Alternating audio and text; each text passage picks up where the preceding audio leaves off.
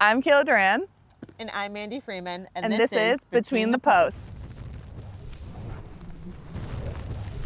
I have two older sisters that played, and so I was always just like at the field because they're like a few years older than me. So it was just like me by myself with the ball and with everybody else's siblings on the side of the field too. And I found my love for soccer when I was younger, kind of watching it and wanting to be a part of it. And I guess that's where my journey began because I haven't stopped playing literally since.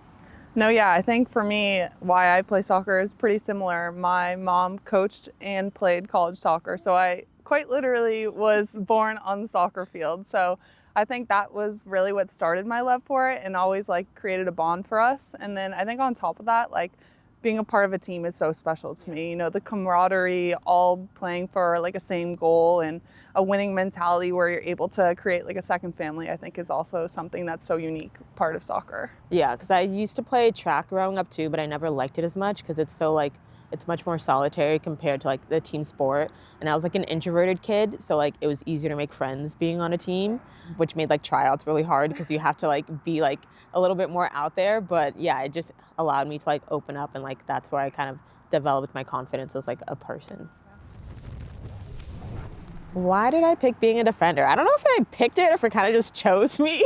I feel like I grew up being like definitely more offensive, playing in the midfielder. I was a winger. I was like fast. I liked doing like technical skills. I had like a technical trainer growing up. But I also just like the competitive aspect of like being a defender because I feel like it's much more like you're not getting past me.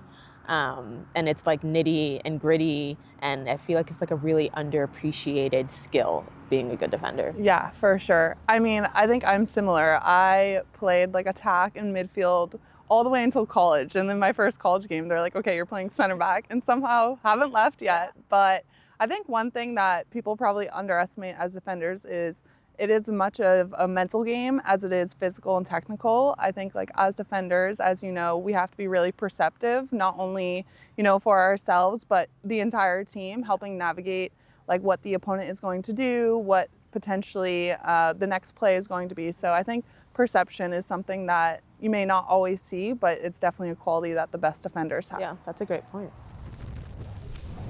I feel like my mental toughness really got tested the most. Being like a defender and having to like stay in it was kind of my transition going from like center back to outside back, which is pretty recent. So I'm still dealing with that transition. It's the same defensive mindset, but it's just a little different having to switch on and off that like attacking defensive mentality. Because I feel like I'm always still thinking very much like worst case scenario. Because like you said, you have to be like more perceptive on like what the next play is going to bring or happen. And so in that mindset, it's like still, I feel like the best defenders also create a lot offensively. And so like managing that, I feel like has been mentally tough for me. Well, you've been doing great at it. Oh, thanks. A little vulnerable moment. I would say for me, honestly, the way I, think about mental toughness is like throughout my soccer career, I feel like every next level you take, it's like another step of mental toughness that you have to endure. You know, starting, I think the biggest jump initially was college. Like you're now at a, team where everyone is really good. And then the next level is here at Gotham. Like everyone is top tier. So it's like not only when things aren't going your way, I think for me is, okay, like how can you stay to your basics and be mentally tough and like remind yourself like, okay, you are really great. You like remind yourself in that confidence that you have when things aren't going your way. And I think, as each level progresses, like you have to continue to build on that. But yeah, I love your answer as well. Oh, thanks. Yeah, I think like staying consistent with your confidence, regardless of like the opponent, I feel like is like the biggest challenge like at this level because like so many different styles of or types of forward players. Everyone's fast. Everyone has skill. And so it's like, how do you maintain that confidence when you're going against one of the top forwards like in the world?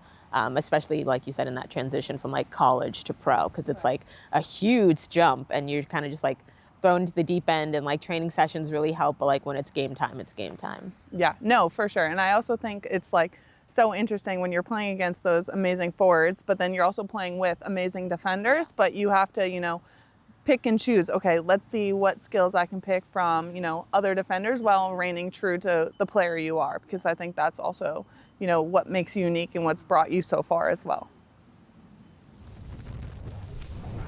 Yeah, I think being a vet in this league, everyone kind of like looks to you for the answers. So you kind of feel like you have like that weight on your shoulder of like always needing to like be doing the right things, saying the right things, which can be heavy at times. But I think that's great with a defensive unit. I feel like it's always like a defensive unit. It's never like one defender that we're referencing individually to like lean on and to solve problems with, because at the end of the day, it is like a group of people. It's the whole team, really. That's the defensive unit. And so like being a veteran, it's like, how do I stay kind of like in the moment and not go internal, because there's like, it's the whole team. So you have to kind of like forget about your own individual problems for a second and like reference the team. What does the team need? How do we win games, basically? No, that totally makes sense. And I think for me as a rookie, it's been so helpful to have people like you and other vets on this team that really emulate what it means to be not only a really great player and a great person on and off the field, but also someone that like can endure mental toughness, that is like confident in not only, their own play, but also within the team, which has been like super special, because I think it's not even a choice for me. It's like, I have to be mentally tough. Everyone else on this field is, and it's like something that's like exciting to be a part of. So I think that's been, the biggest thing, and it's been super helpful to have such like a great group.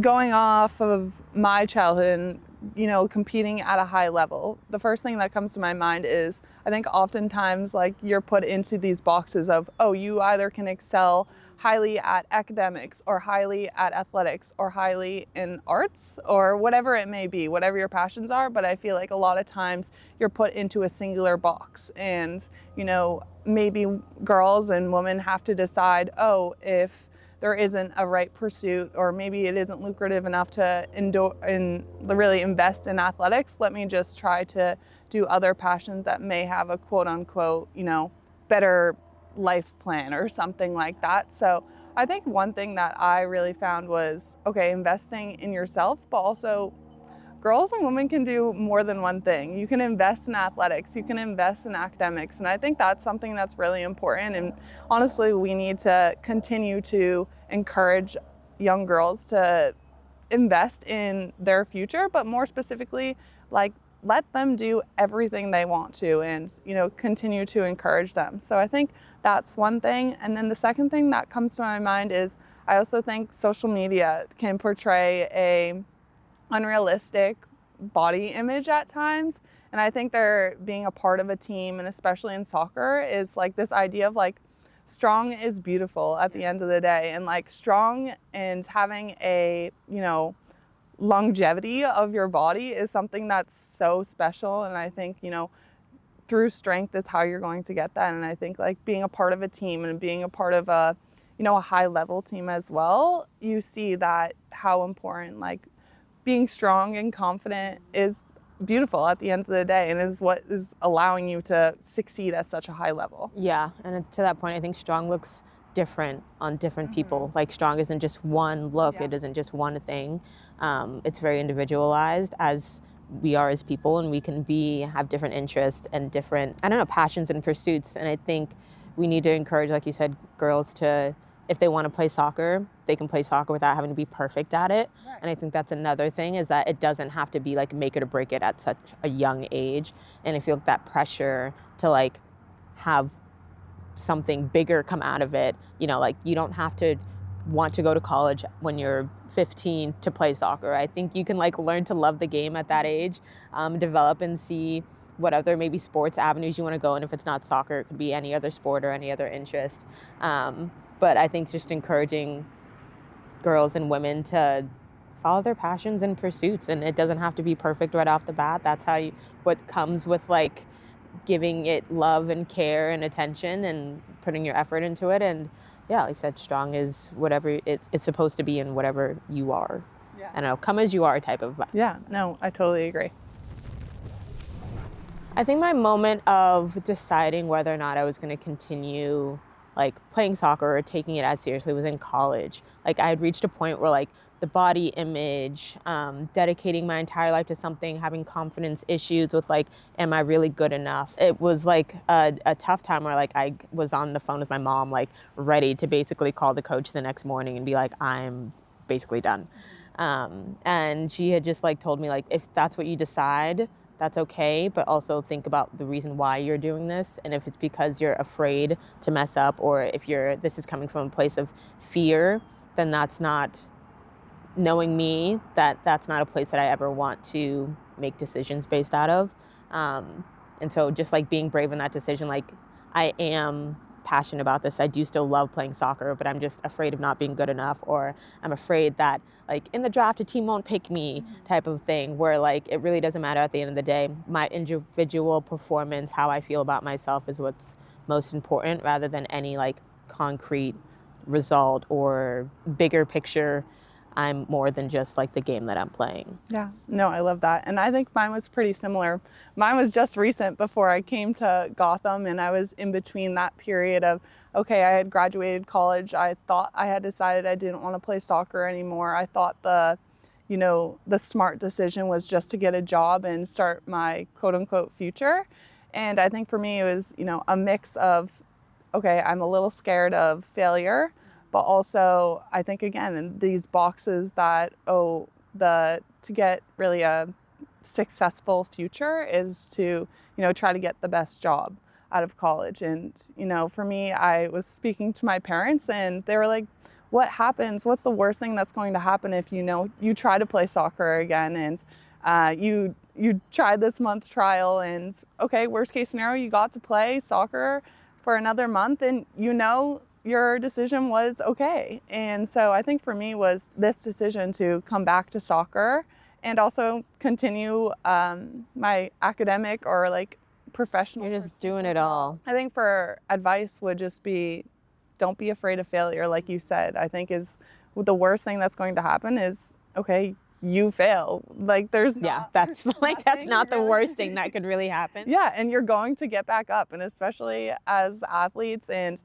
just as people that have endured tough things, like we're going to get back up and we're going to be completely okay. So yeah, I love your story. Take some pressure off of it. Just have fun with it. I feel like I felt the need to be perfect way too soon. Everyone wants to be the best at what they do, but I feel like once I've taken that pressure off, once I got older, I've got to really like enjoy like playing soccer with my friends, which is like a privilege, and I'm grateful to be able to do it. And it's a different lifestyle that when like I explain to people, they don't really understand, but like I'm just so blessed and honored to be able to continue doing what I love. And I want 13-year-old Mandy to know that it's still going to be a passion, even if she takes more time to herself when she's younger. I love that. I think if I were to talk to my 13-year-old self, I would probably just say enjoy the small moments.